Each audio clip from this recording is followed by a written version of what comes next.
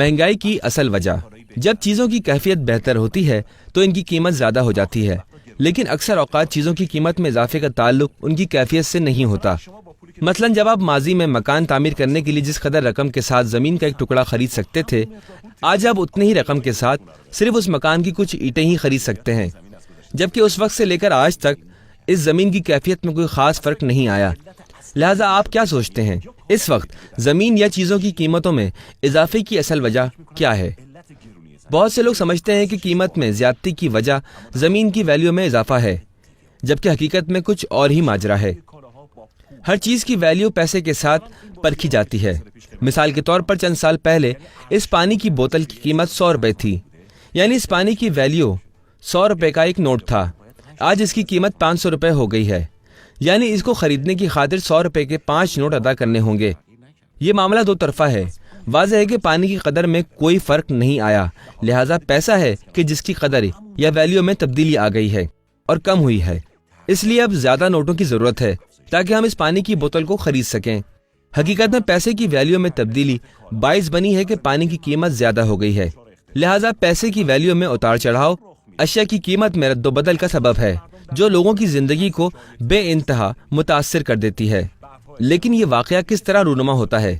ماضی میں لوگ اپنے معاملات کے لیے سونے کے سکوں سے استفادہ کیا کرتے تھے، بعد میں آسانی کی خاطر نوٹوں نے سکوں کی جگہ لے لی۔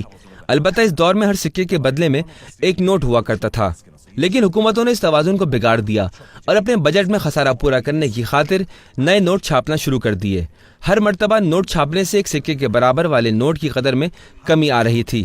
اس سلسلے کو مصنوعی پیسے کی ایجاد یا پیداوار کہتے ہیں، وہی سلسلہ کہ جس کے باعث پانی کی قیمت 5 گنا زیادہ ہو گئی۔ 100 روپے کا نوٹ جو ایک پانی کی بوتل کے برابر قدر رکھتا تھا، ہر مرتبہ اس کو چھاپنے کی وجہ سے اس کی ویلیو میں کمی آ گئی، لہٰذا ایک پانی کی بوتل خریدنے کے لیے مجبوراً زیادہ نوٹ ادا کرنے پڑے۔ حقیقت میں جیسا ہم نے پہلے بیان کیا کہ پانی کی بوتل کی قیمت میں کوئی فرق نہیں آیا، یہ روپیہ ہے کہ جس کی ویلیو میں کمی آئی ہے۔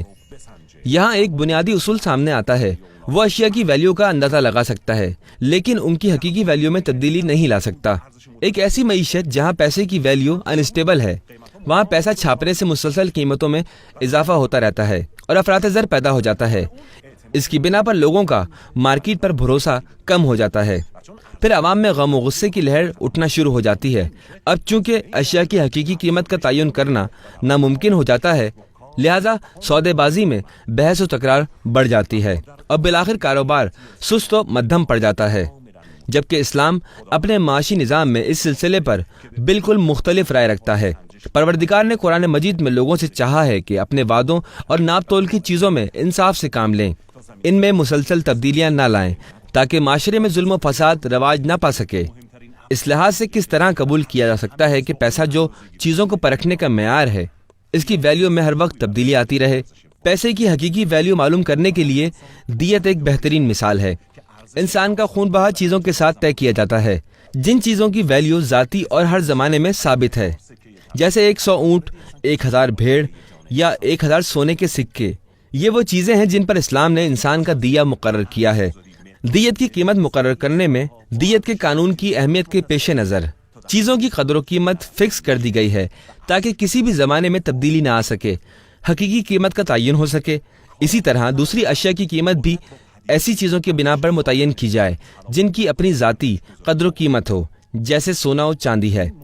یہ وہ عملی نمونہ ہے جسے اسلام نے اپنے معاشی نظام میں پیش کیا ہے، ایسا نظام جس میں مصنوعی پیسے کی اجازت نہیں ہے، لہذا پیسے کی قدر میں لچک نہیں آتی، اور یہی وہ نظام ہے جس میں پیسے کی ویلیو ہمیشہ اسٹیبل رہتی ہے۔